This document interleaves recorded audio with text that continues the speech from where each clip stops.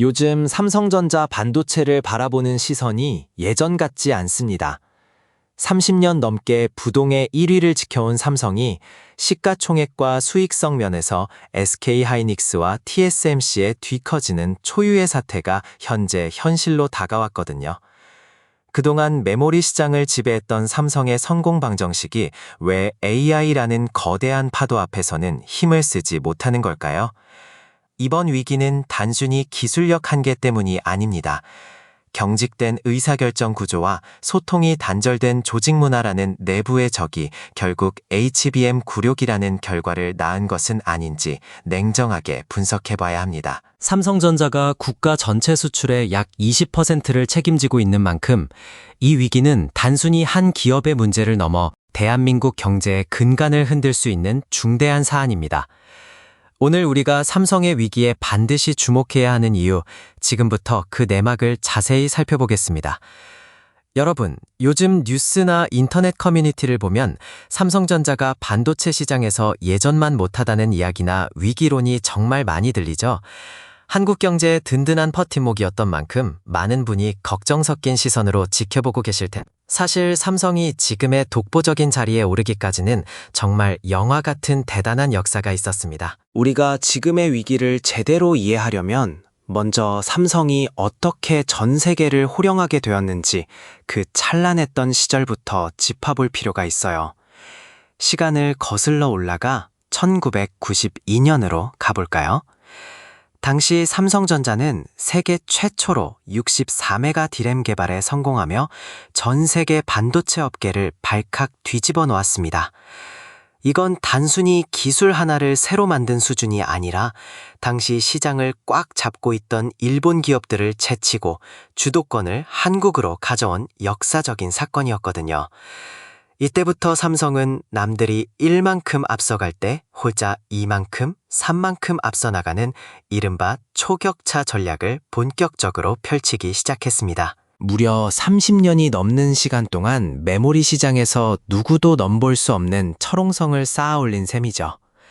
초격차라는 말이 사실 듣기에는 멋있지만 그 안에는 정말 치열한 생존 본능이 담겨 있습니다. 경쟁사가 겨우 기술을 따라잡을 때쯤이면 이미 다음 세대의 기술을 선보이며 격차를 벌려버리는 방식인데, 덕분에 우리는 메모리 반도체 하면 당연히 삼성을 떠올리는 시대를 살게 된 것입니다. 마치 전교 1등이 2등과의 점수 차이를 수십 점씩 벌려놓으면서 시험 문제의 출제 경향까지 주도하는 모습과 비슷하다고 볼 수 있습니다. 그런데 최근 분위기가 조금 달라졌습니다. 인공지능, 즉 AI 시대가 예상보다 훨씬 빠르게 우리 곁으로 다가오면서 시장의 규칙 자체가 바뀌어버린 것이죠. 이제는 단순히 용량이 크고 저렴한 메모리가 아니라 데이터를 얼마나 빠르고 효율적으로 처리하느냐가 핵심이 되었습니다. 여기서 HBM 같은 고대역폭 메모리가 주목받기 시작했는데, 이 지점에서 경쟁사들의 거센 추격을 받으며 삼성의 초격차 수성에 빨간불이 켜졌다는 분석이 나오고 있는 겁니다. 지금까지 삼성이 걸어온 길은 불가능을 가능으로 바꿔온 도전의 연속이었습니다. 텅 빈 벌판에서 시작해 세계 최고의 반도체 강국을 만든 저력이 있는 만큼 지금의 흔들림 또한 새로운 시대를 준비하기 위한 성장통일지도 모릅니다. 삼성전자가 겪고 있는 지금의 진통은 엔비디아라는 거대한 벽에서 시작됐습니다. 최근까지도 이어지는 HBM3E와 차세대 HBM4의 퀄 테스트 통과 소식은 단순히 제품 하나를 파느냐 마느냐의 문제가 아니었거든요. 시장은 삼성의 기술 리더십 자체를 의심하기 시작했고, 이는 고스란히 주가 하락과 대외 신뢰도 추락으로 이어졌습니다. 과거에는 삼성이 만든다고 하면 일단 믿고 기다렸지만, 이제는 검증 결과가 나오기 전까지는 누구도 확신하지 못하는 분위기가 형성된 거죠. 여기서 우리가 주목해야 할 지점은 엔비디아와 TSMC가 결성한 이른바 AI 동맹입니다. 삼성전자는 설계와 생산을 모두 하는 종합반도체 기업이죠. 이게 예전에는 장점이었는데 지금은 오히려 독이 되고 있습니다.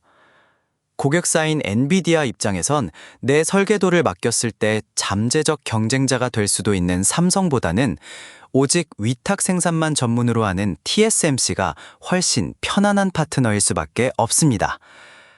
결국 파운드리와 설계 부문의 충돌이 삼성전자를 거대한 AI 생태계에서 고립시키는 결과를 초래한 셈입니다. 반도체 시장의 패러다임이 완전히 바뀐 것도 뼈아픈 대목입니다. 예전에 디램은 공장에서 기성복을 찍어내듯 대량으로 만들어서 팔면 그만이었습니다. 하지만 HBM은 다릅니다. 고객사가 원하는 사양에 딱 맞춘 맞춤형 정장과 같습니다. 설계 단계부터 고객사와 끊임없이 소통하고 피드백을 주고받아야 하는데 삼성은 여전히 예전의 대량 생산 방식에 익숙해져 있었던 거죠. 고객의 요구에 기민하게 대응하는 유연함이 부족했던 게 이번 굴욕의 근본적인 원인 중 하나라고 볼 수 있습니다. 다행히 올해 들어 삼성전자는 대대적인 변화를 꾀하고 있습니다. 기술적 난제를 해결하기 위해 2026년 도입한 하이브리드 본딩 같은 새로운 공정 기술이 그 핵심인데요. 내부 지표를 살펴보면 최근 들어 수율이 의미 있는 수준으로 올라오기 시작했다는 신호가 포착되고 있습니다. 하지만 이 숫자가 단순히 생산량 증대를 넘어 엔비디아의 까다로운 기준을 완벽히 충족하고 시장의 의구심을 완전히 씻어낼 수 있을지는 조금 더 지켜봐야 합니다. 결국 기술적 완성도와 고객의 신뢰라는 두 마리 토끼를 동시에 잡아야만 삼성의 부활이 가능해질 테니까요. 삼성이 처한 진짜 위기는 외부의 경쟁보다 내부의 균열에서 시작됐다는 목소리가 높습니다. 현장에서 들려오는 이야기는 꽤 충격적인데요.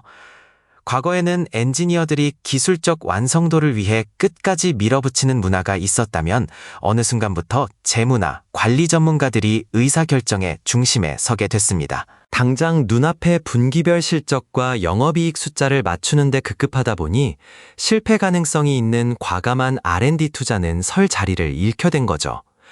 혁신적인 아이디어를 내놓아도 비용 효율성이 떨어진다는 이유로 반려되는 사례가 빈번해지면서 기술의 삼성이라는 정체성이 흔들리기 시작했습니다. 이런 분위기의 근저에는 지난 30년 성공 신화가 만들어낸 지독한 오만함이 자리 잡고 있습니다. 우리가 만들면 곧 표준이 되고 시장은 따라올 것이라는 믿음이 너무 강했던 탓에 경쟁사들의 무서운 추격을 과소평가한 겁니다. 실제로 경쟁사들이 차세대 메모리인 HBM에 전력을 다할 때도 삼성은 이를 수익성 낮은 틈새 시장 정도로 치부하며 골든타임을 놓치고 말았습니다. 1위라는 자부심이 변화를 읽어야 할 눈을 가려버리는 심리적 덫이 된 셈이죠.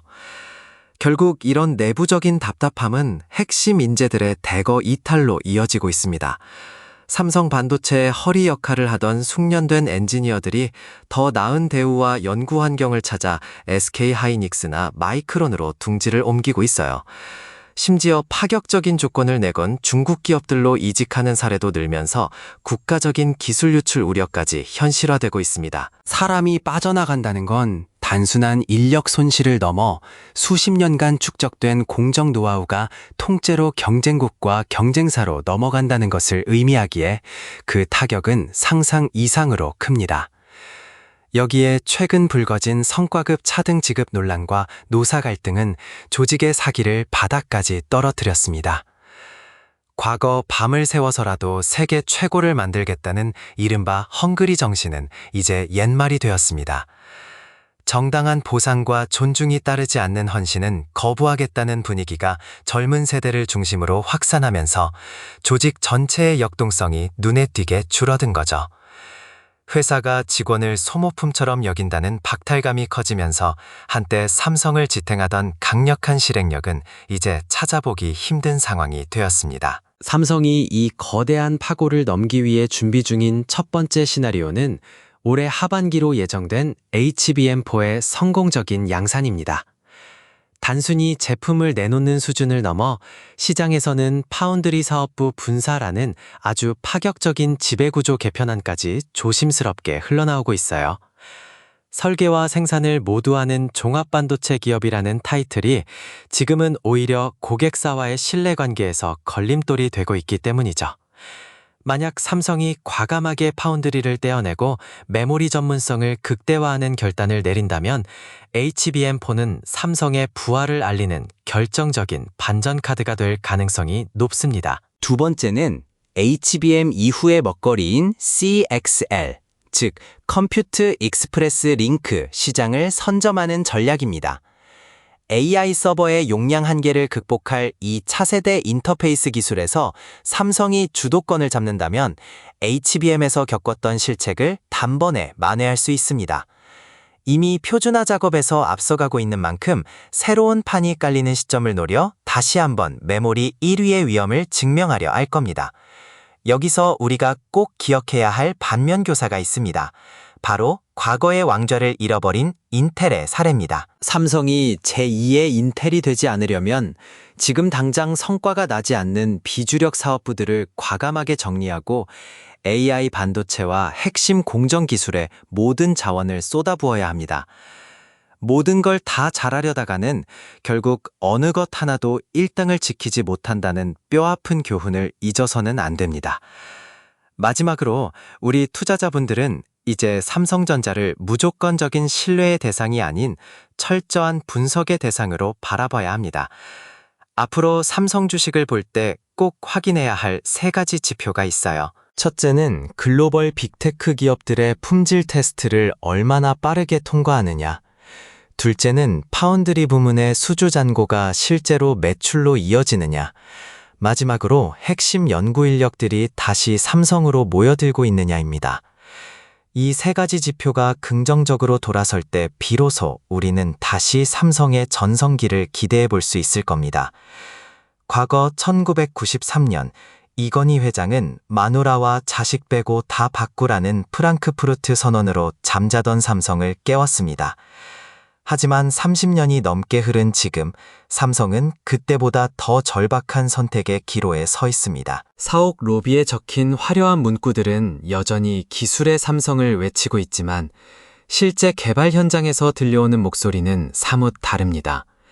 관리 효율을 따지느라 혁신의 속도를 놓치고 있는 건 아닌지 이제는 껍데기가 아닌 본질적인 기술력으로 돌아가기 위한 처절한 반성이 필요합니다. 여러분은 어떻게 생각하시나요? 삼성이 다시 한번 압도적인 1위의 영광을 되찾을 수 있을까요? 아니면 거대 기업이 서서히 몰락해가는 과정을 우리가 목격하고 있는 걸까요? 여러분의 솔직한 의견을 댓글로 자유롭게 남겨주세요. 삼성전자의 위기는 단순히 기업 하나의 문제가 아닙니다.